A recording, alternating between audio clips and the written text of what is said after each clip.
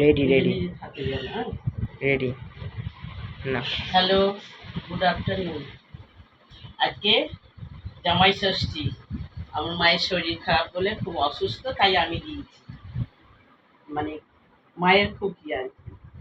এই দেখো আজকে আমাদের মেনু হয়েছে, এই দেখো ভাতে দেখতেই পাচ্ছ, এদিকে সরিয়ে কাতলা মাছ, কাতলা মাছের কালিয়া, বাটা মাছের ঝাল, তারপর চিংড়ির মালাইকারি, পটল পোস্ত, খাসির মাংস, মুরগির কষা, চিকেন পকোড়া, লট চমচম, আর এটা দই আছে, হিমসাগর আম, পাঁপড়, আর এটা হচ্ছে হিমসাগর আমের মালপো, আমার স্বামীর জন্য করেছি।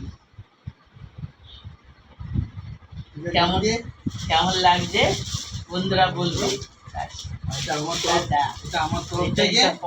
পরে আবার, হ্যাঁ, যেতে হবে।